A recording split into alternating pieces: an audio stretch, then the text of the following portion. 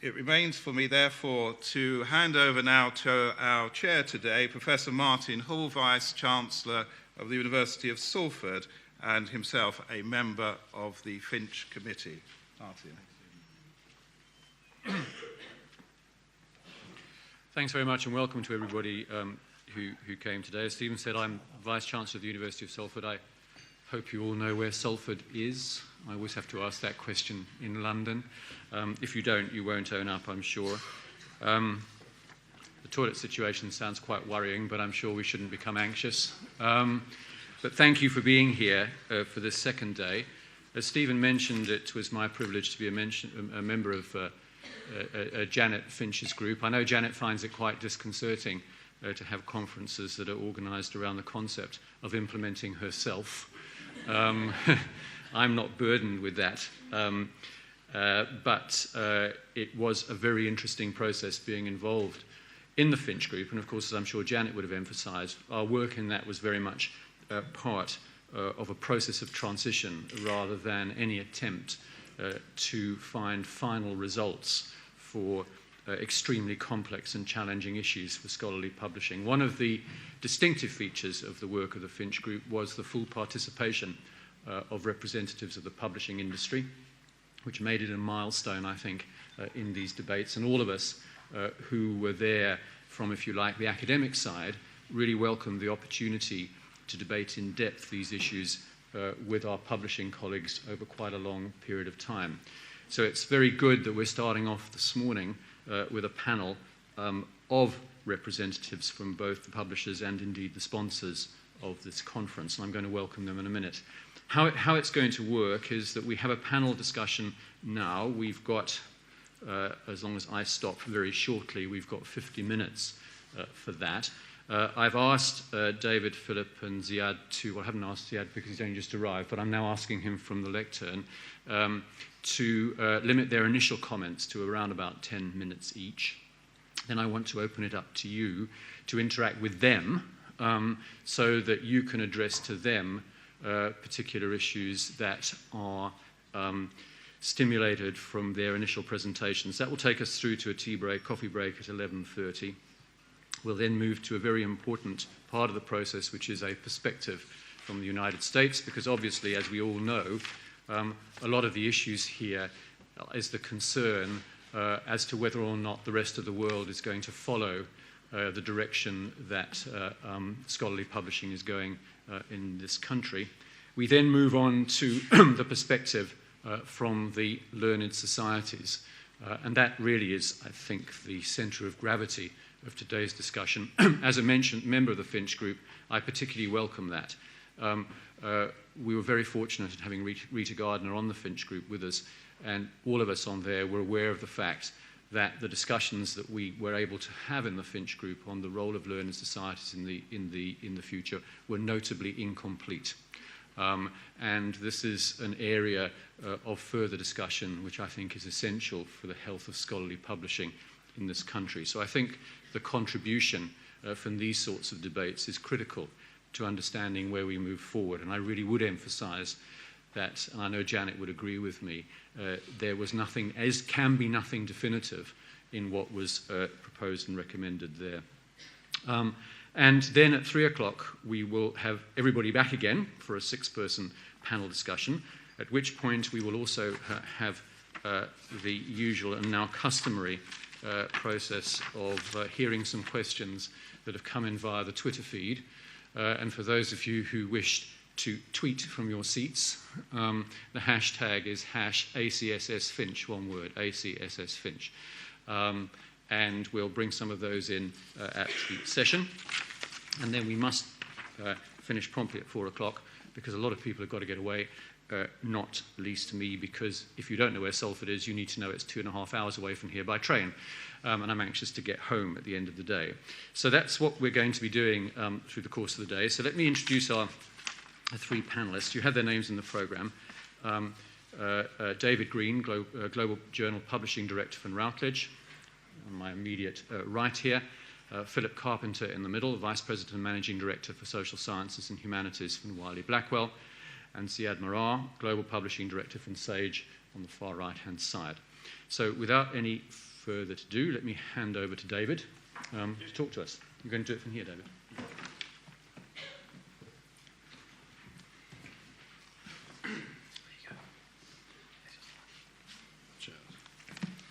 Good morning. The three publishers here, we have actually conferred about how we're going to do this, so that it's not just raw advertising from each of us, because you wouldn't expect that.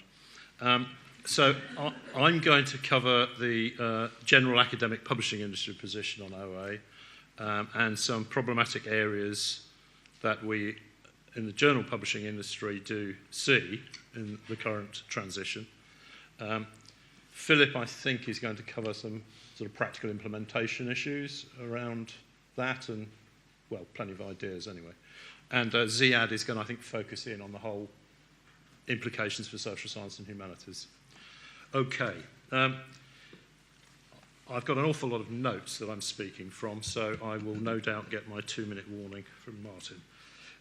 In journal publishing, we're currently in a mixed economy world. There are remnants of the subscription economy that began in the 17th century and lasted into about the middle of the 1990s. The negotiated sales deals, library sales deals and online access world that began around the mid-90s, and we're moving into an increasingly open access model which actually started around around 2006 specifically. I think most of us have been involved in offering some open access offerings on what's called the hybrid gold model for a good time now. So we have a degree of experience around that. Journal publishers' main upstream customers have always been editors, editorial boards and learned societies. But our key downstream customers are inexorably changing from librarians and readers, or increasingly their readers are now called end users or downloaders,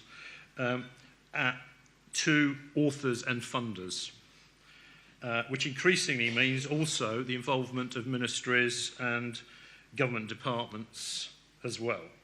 And our discussions and lobbying indicate that a transition is certainly underway with 2020 as a target, certainly in the UK and Europe, for a transition to full gold open access, which is an author funder pays model.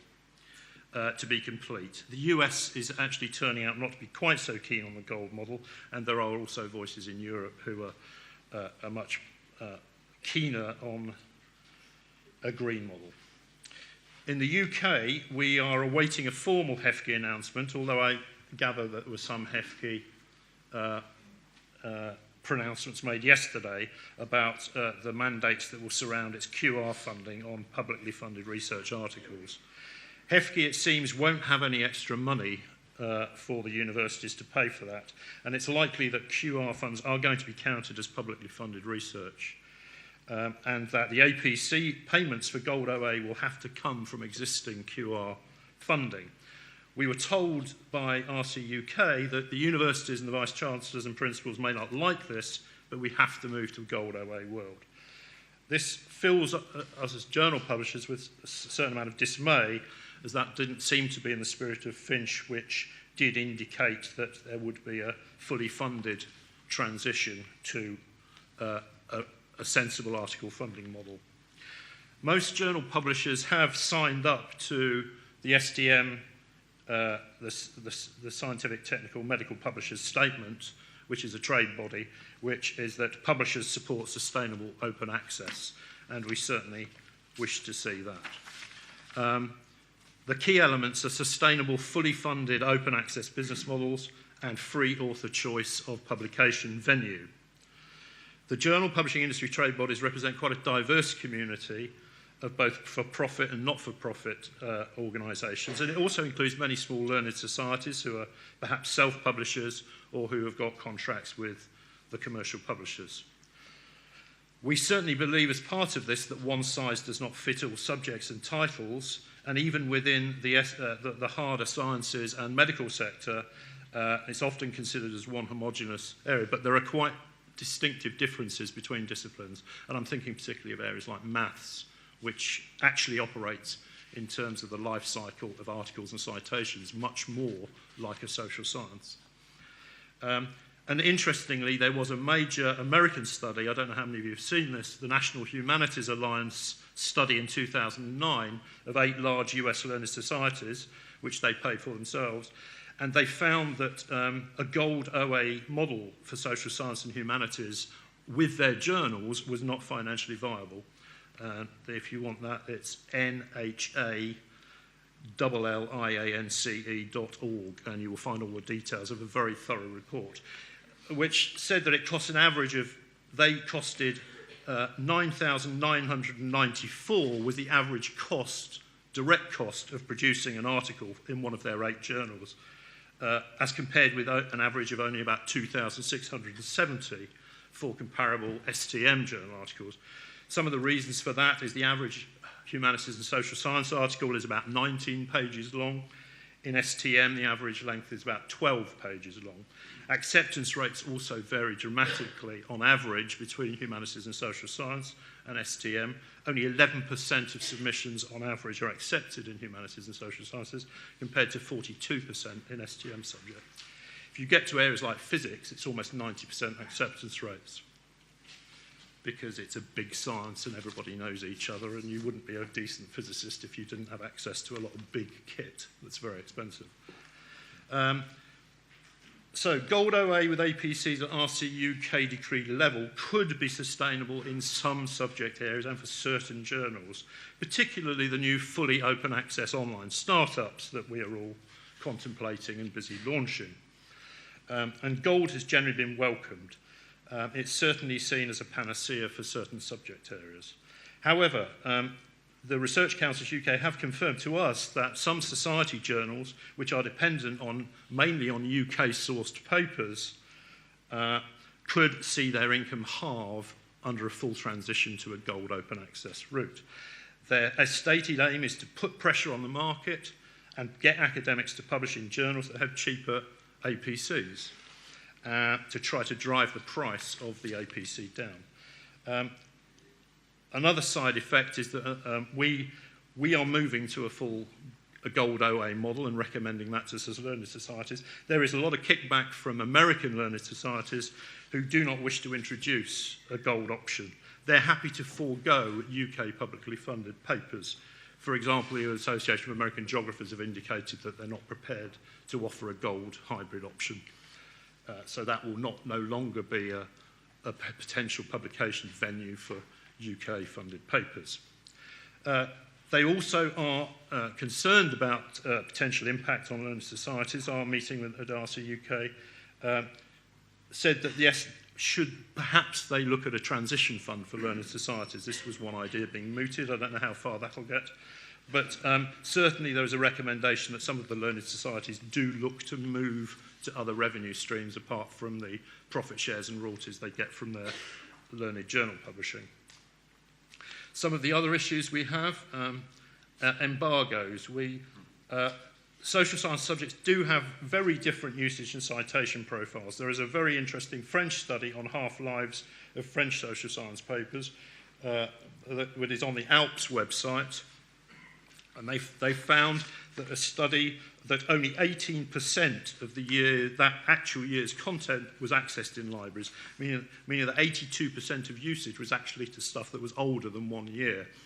Even 3 years may be not enough. For example, in literature and linguistics, 39.5% of the usage was to papers that had published, it was only published in the last 3 years, meaning that more than 60% of accesses was to material that was published more than 3 years ago in French literature and linguistics journals.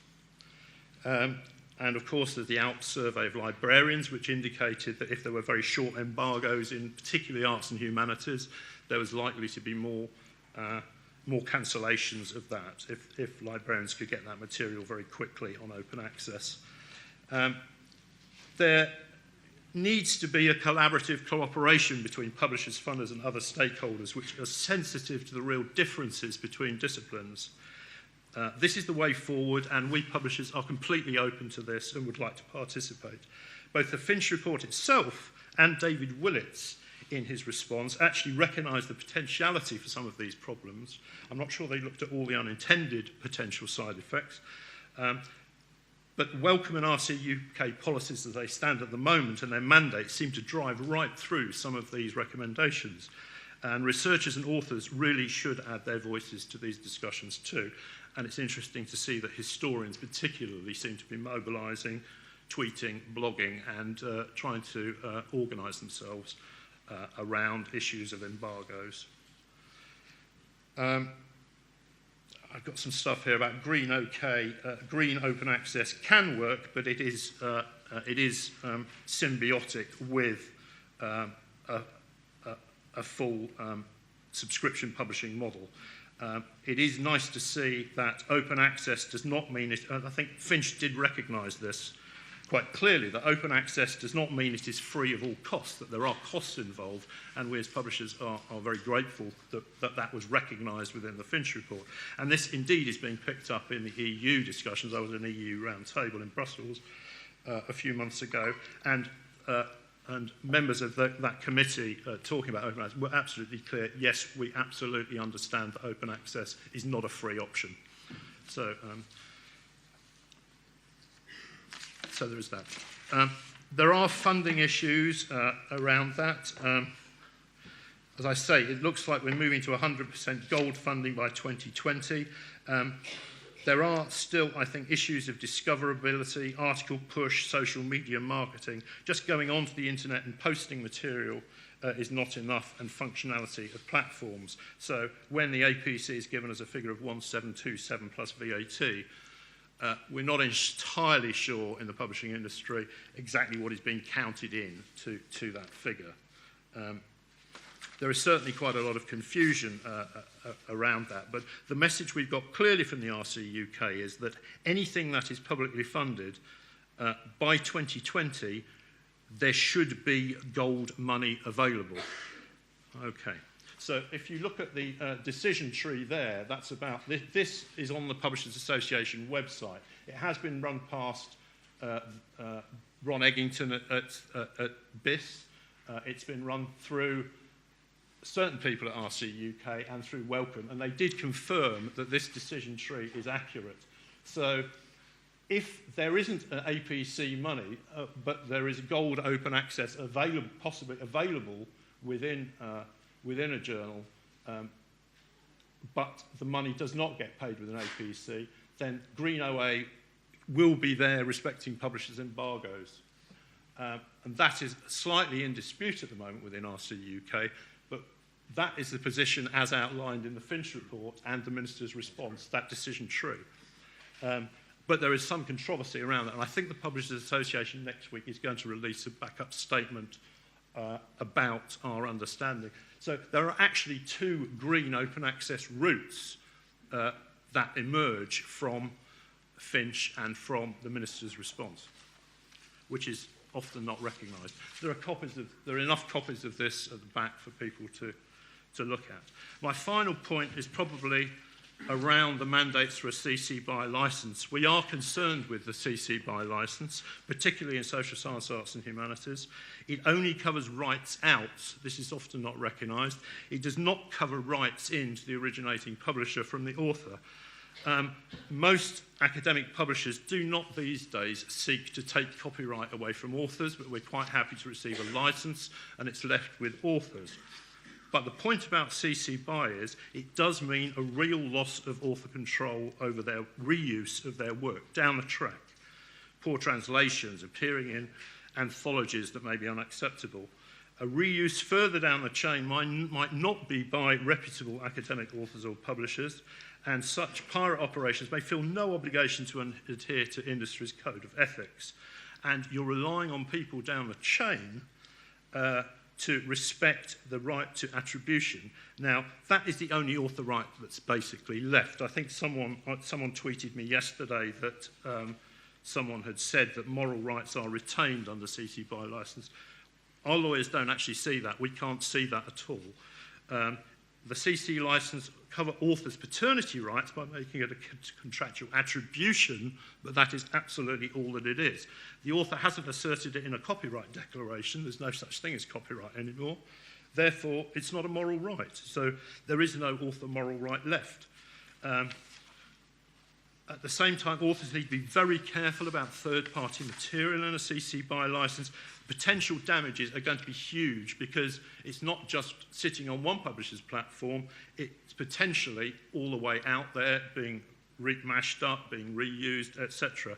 A legal review has shown the need for much more prescriptive author and publisher disclaimers on reuse of each article published on a CC BY license, as well as increasing the meticulous attention to permissions for such material as photographic material, video, music, or art content. Seeking permissions will be much harder as well in a lot of arts and humanities subjects. It's hard enough getting some people to clear permissions on pieces of music or pieces of video, or indeed Bill Gates and his virtual monopoly on virtual art. Loss of publisher protection. We will no longer be able to defend authors under a CC BY license as publishers. So just to sum up, author choice, we don't much like CC BY. We are going to offer that as an author option in order that we, you can comply with me, as I say. The CC BY mandate potentially lead to loss of further income streams, particularly for learned societies. There is more coming down the track. The Global Research Council, about over 100 global funders, will be meeting in Berlin in May. People like the Max Planck Digital Library in Germany, a very powerful organisation, are saying things like there should no longer be a version of record. There's simply an ever-evolving article that people contribute to. They don't much like the idea of one original author article and many digital copies. They want to free all that up. They don't like the impact factor and traditional methods of measuring quality or proxies for quality. They want a lot more altmetrics. There are some very loud voices in Europe with some of these ideas. So our main thing is that we believe that authors need to have clear access to information, clear understanding of the issues. We as publishers will try to participate in that, but authors particularly need to make their voices heard in this debate. Thank you. Thank you.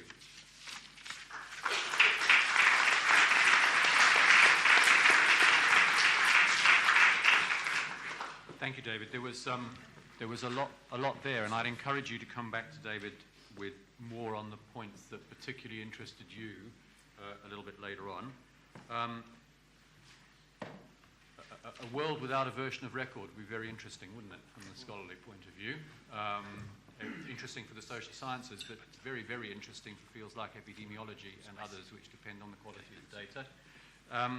I'd just like to comment that I would agree that that decision tree is correct, from my understanding from Finch. But the only point that I'd add, David, is that Finch had a view on embargo periods, but the 6-month embargo period is actually the RC UK position, which came on top of Finch. And obviously, there's a lot of debate in here about what appropriate embargo is for publicly funded money. The reason they came up with 6 months is the principle of the availability of publicly funded research. But that, just to make clear, is their position, subsequent to Finch. So with that, if I could then pass on to Philip to make his presentation. Thank you very much and good morning. I have 10 minutes to answer two very big questions. Question number one, what might the future look like? Question number two, what should we all do about it? So to answer these questions, I'm going to propose just two possible scenarios of how the future might work out. And I'm going to then outline three basic, broad strategies that we, in various ways as publishers in this room, might respond. So the first question then is about how will OA play out in the future? The Finch Report, as we were hearing yesterday, has a clear view about an orderly transition towards gold. And if you talk to RC UK, it's quite clear that they have a very clear, indeed stark view about forcing the UK to go gold, and they're going to take the rest of Europe with them in the process. But the truth is that none of us actually know what's going to happen, and we can't predict. However, I would suggest that the key variable in determining the future is around how much money there is in the system. So, I'd suggest we look at two possible scenarios, one in which the amount that's spent on journals is pretty much the same as now, maybe a bit more. The other in which the amount spent on journals, the amount spent to get access to content, becomes much less, becomes much cheaper. So, here we go. So, following Finch, my first version of the future is called the mixed economy. So, in this version of the future, gold open access, green open access, the subscription economy all coexist. So, you might see, for example, the UK goes gold, Europe goes gold too. The US, however, which is after all the biggest producer of research papers, may decide to go down the green route, and maybe the US will say that embargo periods need to be long enough to support the subscription economy. What about China? Well, China is currently the second biggest producer of research papers on the planet, may soon become the first. It may be that China will sit the whole thing out and say, well, why should we give away the fruits of our R&D investment to the capitalist world for nothing? We simply don't know what they're going to decide. So you might get some variation by geography, you might get some variation by subject area. So biomedicine, life sciences, very keen to support open access for good reasons. Other disciplines, notably, say, chemistry or the humanities, actually have quite a lot of suspicion around open access. So it may be that the future is determined somewhat by disciplinary community preferences. So, as this all works out, you could find that we've got a stable, complex, mixed economy. And in that mixed economy, it's even possible that there may be a bit more money in the system than there is now if governments decide to fund gold while the subscription economy still continues to exist much as before. So in this kind of rather rosy version of the future, what's going to happen? Well, I would suggest that the biggest brands in inverted commas, do best. So the strongest journals are going to be able to attract more of the best papers. They're probably going to be able to charge a bit more than the weaker journals. And conversely, some of the weaker journals may find that their sources of papers are drying up somewhat, and they can't charge so much in the form of APCs to publish them. But generally, I think either for the stronger or the weaker, there's going to be less money available for every article that's published. And there are two reasons for that. Reason one is that APCs are generally going to be lower than the amount of revenue a journal is receiving per paper published under the current system. Reason number two is that some subscriptions must surely be cancelled the more mandates there are out there. So, that's one version of the future. Here's a second version of the future. I've dubbed this one the low-cost economy. And this is less rosy from a publisher's perspective. So in this view of the future, the price of a gold article goes down over time. It's driven down either through competition between publishers or because those who hold the purse strings, HEFGE, RCUK, whoever, decide that they want to drive APCs down, and indeed that is RCUK's stated goal. And at the same time, the funders may require embargo periods that are so short that librarians say, well, actually, we may as well just wait for a paper to become freely available. We won't bother with our subscriptions anymore. And subscriptions therefore crash. And David, a moment ago, referenced the ALPSP study, just to spell that out, asked if they would continue to subscribe to arts, humanities, social science journals on a 6-month embargo if the majority of papers were free. 25% of librarians said they would cancel all their subscriptions in those areas. 2/3 of librarians said they would cancel some or all. So, in this scenario, a lot of money is driven out of the system, but this scenario is not necessarily terrible for everyone.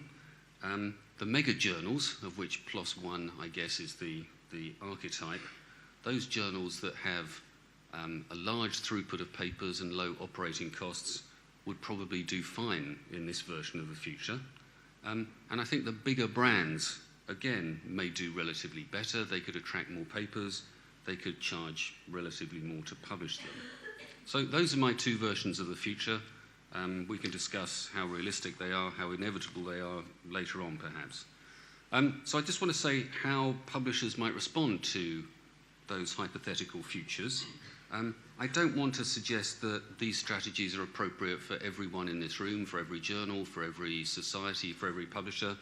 And, I guess my colleagues here may not agree with what I'm going to say. I probably have wily colleagues in the room who won't agree with what I'm going to say. But with those caveats, here are a few suggestions.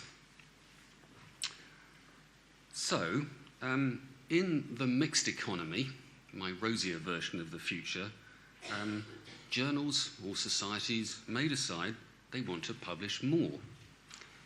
So they may want to add gold papers incrementally to their portfolio as part of a hybrid mix. And they may also decide there are opportunities for them to start gold-only titles. And they may decide particularly to take that route if they're in the position that they're currently rejecting very large volumes of papers.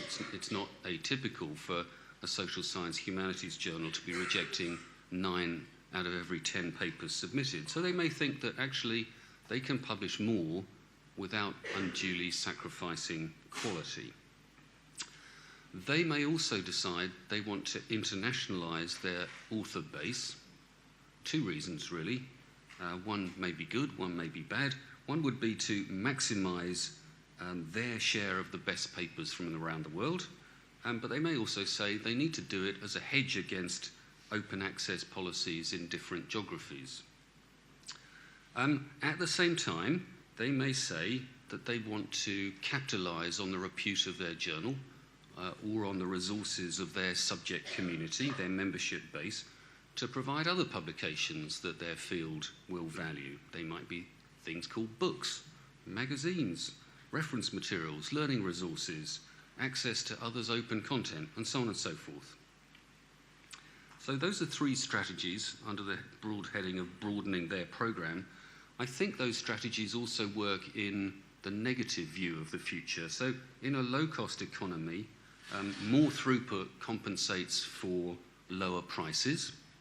A wider author base is still a hedge against mandates, and new sources of revenue can compensate for declining journal revenues. So that's strategy 1. This is strategy 2.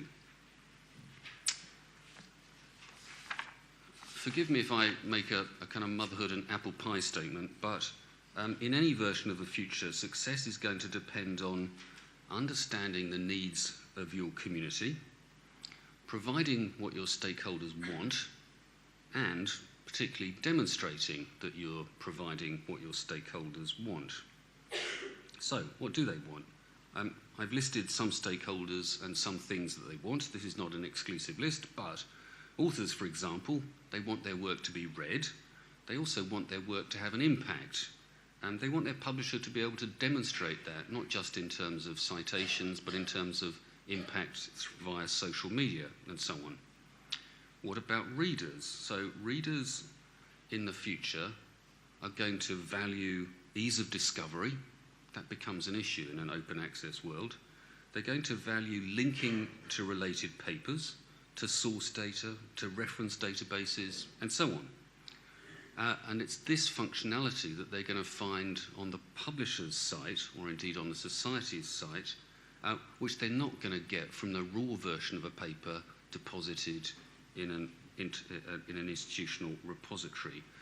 And it's the publisher's investment or the society's investment in taxonomic coding, semantic enrichment, which is going to enable that discoverability, linking, interoperability, and so on. What do funders want? Well, reasonably, they want a return on their investment. They want evidence that the editorial process is robust and supports research integrity. They want their papers that they fund to be published in journals that have impact, that have influence, and they want evidence that societies and publishers are supporting the whole community, in particular younger researchers. What do members want? Well, seems to me members of societies want support in all aspects of their professional lives, in their research, their teaching, their professional practice. They may increasingly look to their society to support them in their continuing learning and maybe to provide accreditation to them. So, in short, understanding what the community needs is the key, first of all, to preserving the value of the journal the society publishes, but secondly, I think it's also the key to unlocking other opportunities for new activities and new revenue sources. I have one last slide before the chairman tells me I've run over. So in all of this, we have to recognise that in both scenarios, the mixed economy and the low-cost economy, I've said that revenue per paper published will almost certainly reduce. So even if the volume of papers goes up, the cost per article needs to reduce. In the mixed economy, impact may not be very great. In the low-cost economy, it could be quite severe, quite drastic. So how would you respond to that? Well, in most fields, and I realise I'm walking a bit on ice here, in most fields, it makes sense to minimise the investment in the old technology, which is print, and to maximise the investment in the new technology, which is digital, because digital can do so much more. I mean, paper journals can't embed multimedia, they can't have Chinese user interfaces, etc., etc. You see the point. Another way of reducing costs is by sharing costs. So societies may decide that the best thing for them to do is to partner with other societies. They may decide the best thing to do is to partner with publishers, because publishers actually have the expertise, the efficiencies to provide the economies of scale that are going to be required. And I just make the point here that publishing in the future is going to become more expensive rather than less expensive, because we're going to have to maintain two ecosystems side by side. We're going to have to maintain the old subscription models side by side with the systems and technologies required to support open access. I have one final thought, which is less a strategy than a kind of call to action, and this follows on very much from what David was saying a moment ago. I don't think any of us in this room, I hope none of us in this room, would want to be unwittingly responsible for destroying journals that are valued by their communities, and I hope we wouldn't wish to be responsible for destroying societies that are valued by their communities. So we need to assert two things. We need to assert that journals in the humanities and social science are more expensive to run than in STM, and that means we should argue for APCs which are higher in SSH than in STM. Secondly, we need to point out, as David has done, that journals in our sector are more vulnerable to cancellation by librarians because the half-life of articles is so much greater. And I think that means we must lobby for embargo periods which recognise that fact. The point being, as has already been said this morning, that gold funding may not be sufficient to support publishing in the HSS sector, and without the subscription economy, the green alternative simply can't exist. Thank you.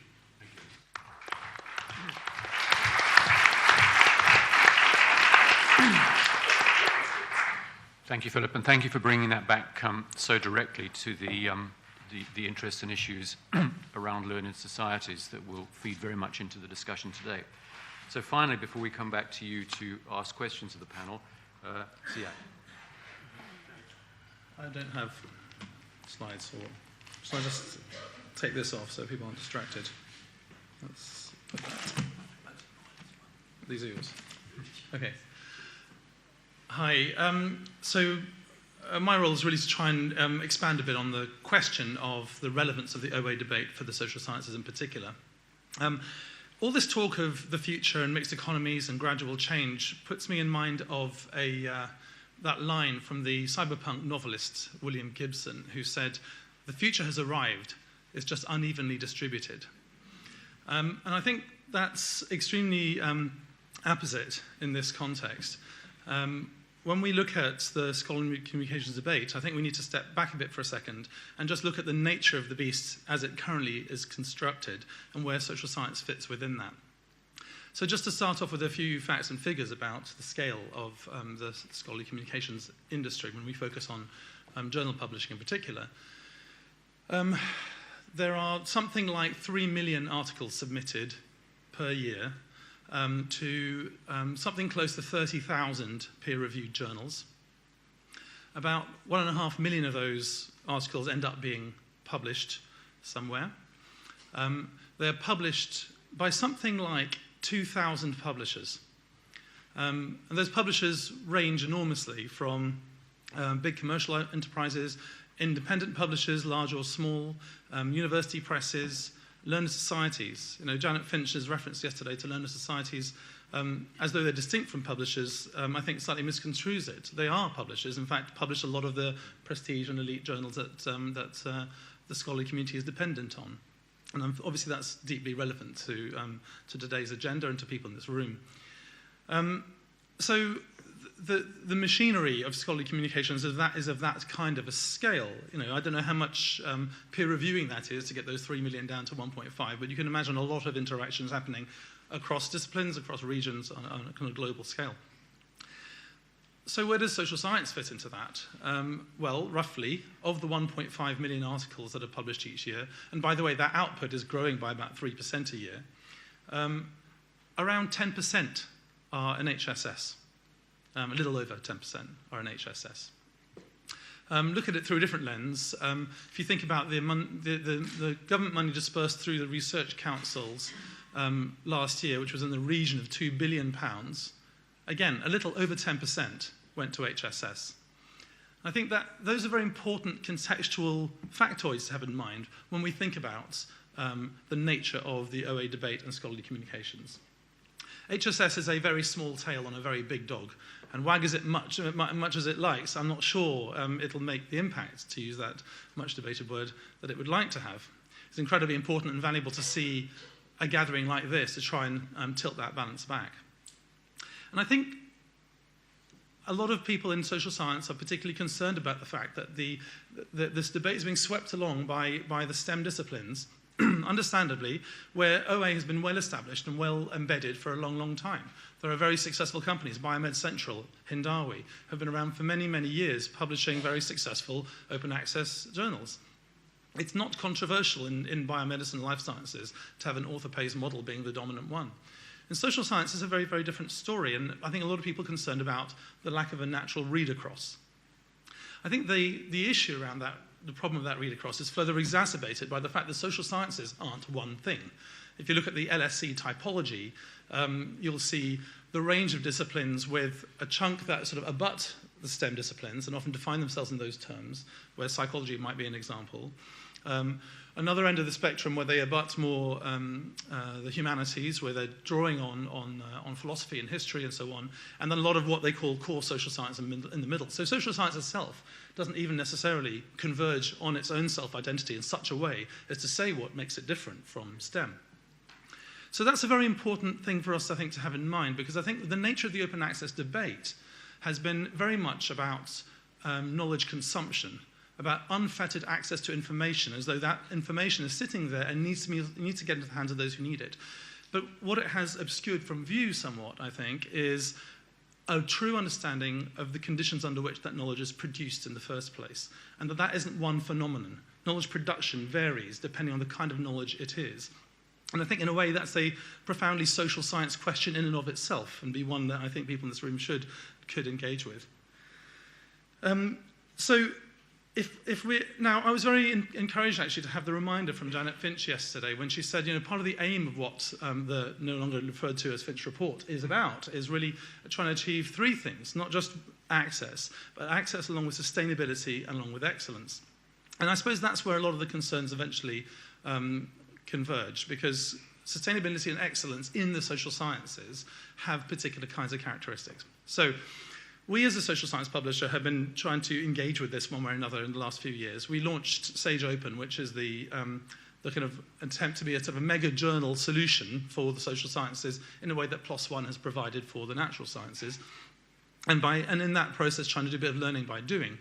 But the other mode of engagement we've been involved in, and I want to sort of briefly report back on here, is surveying the vast range of academics, editors, learner societies on whose behalf we publish, to try and sort of pull some of those diverse voices together and get some understanding of what it is that are the predominant concerns in the social sciences. And that includes sort of detailed sort of focus group research where we've been sitting down with specific societies. And in fact, one of those contributors is in this room. We'll be hearing from Felisa Lavigne soon, and we were having meetings in DC, including with ARA and APS and ASA and various things, because it's not just a UK phenomenon, as people have emphasised. So what have we learned from that? Well, yes, there are some people who are kind of relieved and excited that there is an open access movement underway. But I would say that they represent a very, very small minority of the feedback we've had. Again, to quote Janet Finch again yesterday, she was saying that she has learned that it's a broad church with a few evangelical wings. I think it's true to say that broadly the evangelical wings are mainly STEM voices. And I think that it's a more sort of more cautious welcome that's arriving from the social sciences. Broadly, what we've heard, while there's been a small number of people expressing excitement, broadly we've heard two responses. Confusion, on the one hand, and concern on the other. And I'll come to the concern in a bit. The confusion is striking because I think it reflects the fact that this has been a STEM-led conversation. There was one little data point. The American Political Science Association have a major handbook they published 2 or 3 years ago on academic publishing, and they devoted a total of 2 pages out of 250 to open access. The conversation hasn't really penetrated into the social science disciplines in anything like a convincing way. It's really striking just how much people needed very basic explanation about the difference between green and gold, very basic explanation about the fact that it's not just vanity publishing, it's actually well established in the STEM disciplines and so on. But it was striking just how far the gap was in terms of immersion and knowledge. And actually things are moving on so fast, it may make little difference actually to even see that begin to change with the mainstreaming, as it were, of OA since the Finch Report. But under the heading of concern, there was a blizzard of different kinds of issues that were raised, which I think we could try and sort of cluster under 4 broad headings.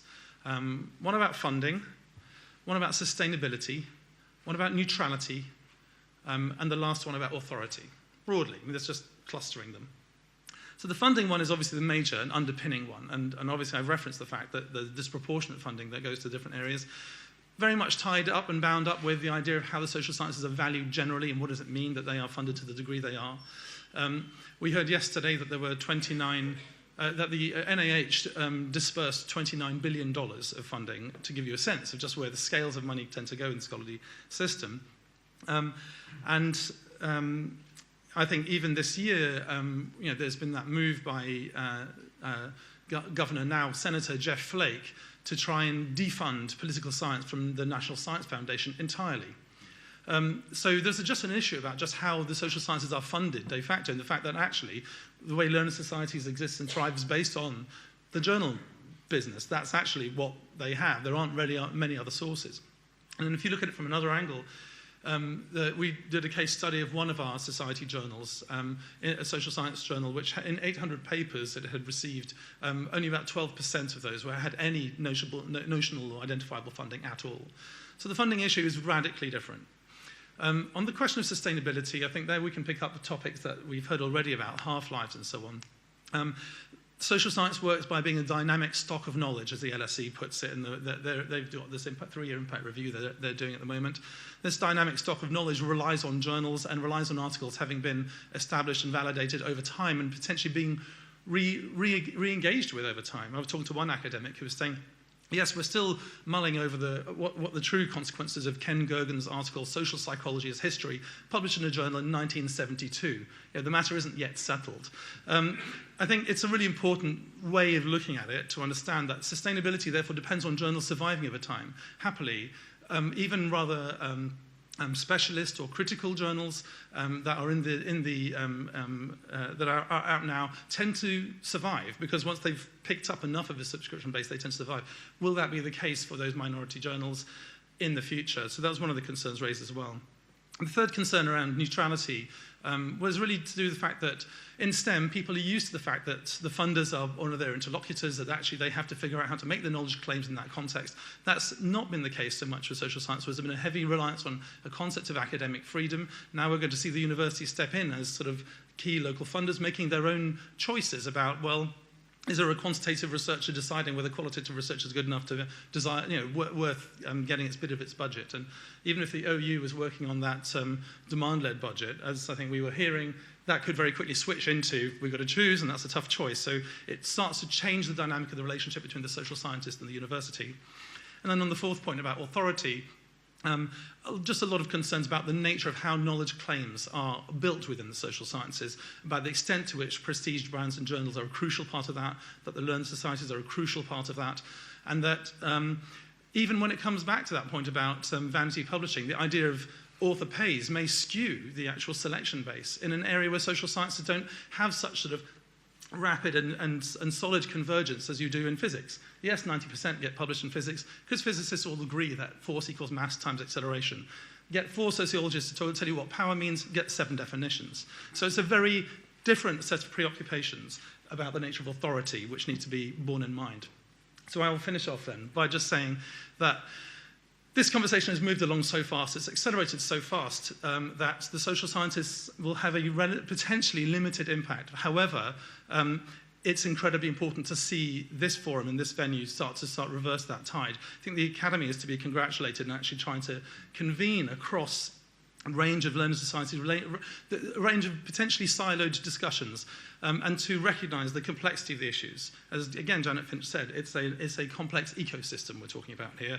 And so a Harvard mandate saying you have to publish in open access doesn't necessarily mean that they'll hire people who publish in open access. So we need to be clear that we don't set up skewed incentive systems which ultimately undermine 2 of her 3 pillars. Think about sustainability, think about excellence, and what does that mean for social science? Thank you. Thank you.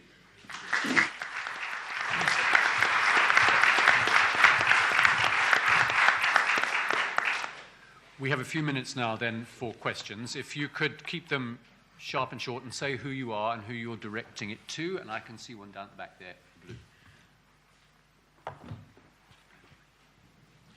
Stephen's sprinting around with Mike. Thank you. My name's Stella Butler. I'm University Librarian at the University of Leeds. And I'd just like to make a few comments and perhaps ask a question of the publishers. I'm extremely disappointed that in a panel of publishers, and I think it's fantastic that we have got publishers here alongside academics, but I'm extremely disappointed that not one of you has addressed the situation that was identified by Finch of double dipping. I think just to defend librarians, because comments yesterday about certain of the attitudes of librarians, none of us want to cancel subscriptions. Indeed, RL UK, the Research Libraries UK, is making representation and has done to RC UK about the danger of subscriptions and the restriction on access to content, non-UK content. We want to maintain that for our academics, but we are in a situation where we will not have enough money for all the APCs, for all the articles with the number of articles that will be published. We need to have some reassurance about how the process of transition will be managed, and particularly transparency. I will finish. Transparency over double dipping and over how there will be reduction in subscriptions to marry the increase in income through APCs. Thank you. Let's hold that question for the panel and take another one. I'm going to take about 3 together, and I've got one over here. It's worth saying that we will be back later as well. Just for you those will. who are finger You will indeed be back later. Aware. Yep. Are we here? And then Yes, Alistair Fitt, Pro-Vice Chancellor Research at Oxford Brookes. It was a question about sustainability, and I wanted to know if any of the publishers had business models in the future that countenance the fact that universities might not provide all the refereeing and writing and editing free in the future. Thank you. And I had one over here.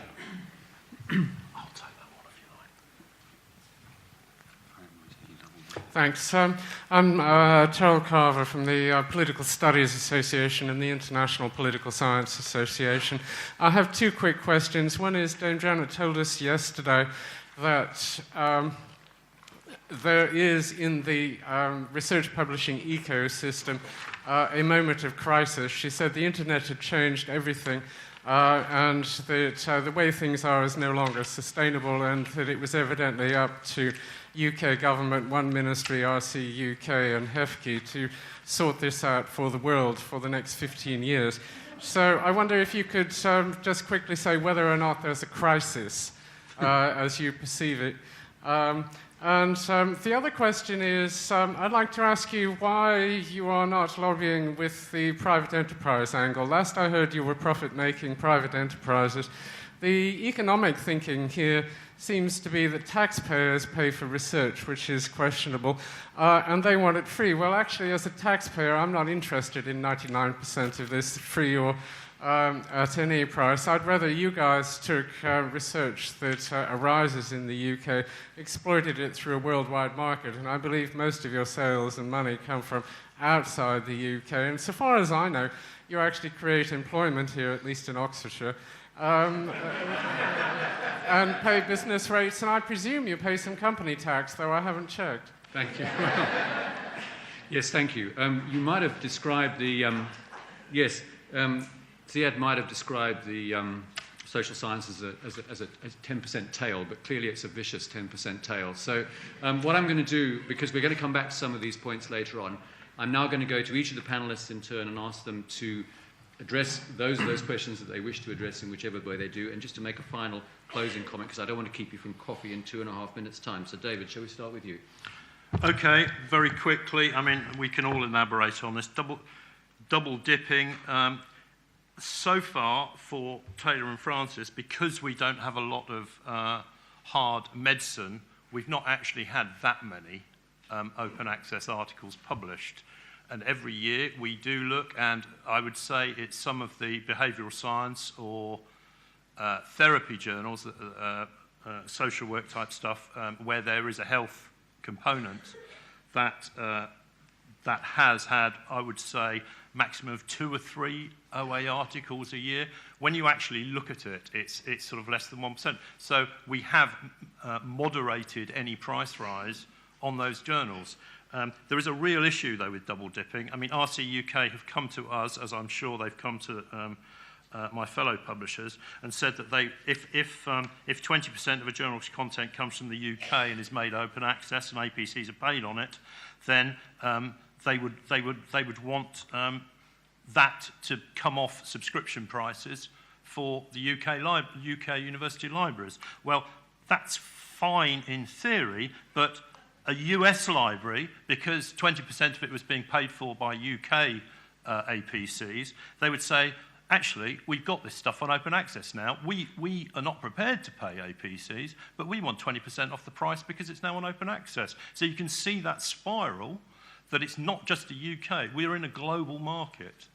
Around 10% of our publishing is UK sourced. And I think because of Routledge and Arts and Humanities, we're typically higher than some of the others that have got very hard medical programs. That's double dipping. On sustainability, I came into journal publishing in 1978. I actually ran peer review systems, and we used to pay referees. Those journals are now with Elsevier. Elsevier did stop paying them because the editorial boards voted to stop paying referees. I go to board meetings, I go to less and less as I have to deal with politicians, accountants and lawyers a lot more in my somewhat elevated position, so I don't actually get to talk to many academics. They don't let me out to play very often anymore. But we say at editorial, all the publishers, editorial directors here will say, do you want to start paying referees? We can factor that in. We can budget for it. Almost entirely, editorial boards say, apart from medics, funnily enough, no, and some lawyers, no, we don't want to pay referees. It would distort the process. It's a community service. I'm quite happy to pay referees. We can all factor that into a business model. Crisis in transition, the private enterprise argument. We've been told the private enterprise argument won't work, that we've been told by government. Go and talk to some of David Cameron's special advisors. The private enterprise argument won't work for the content and media industries. It seems to work for people like Google and Microsoft who seem to hover around there. I won't go any further on that one. But Thank you. Thank you very much. Philip. I'm in danger of repeating everything that David said, and so keeping you from your coffee. But I suppose from the Wiley point of view, we, I think, are happy to accept and indeed support the principle that if a journal article has been paid for through an APC to be made freely available, then it is not, in our opinion, reasonable then to charge for it again. So you can't charge twice for something. However, this double-dipping argument is a bit vexed because there are two versions of it. There's double-dipping at the journal level, and there's double-dipping at the institutional level, or indeed the country level. I don't know if I need to elaborate on that, but we have the argument on the one hand that you can't charge twice for articles in a journal. Then you have the argument that if an institution is contributing a lot of APC money, they should get something back on their subscription budget.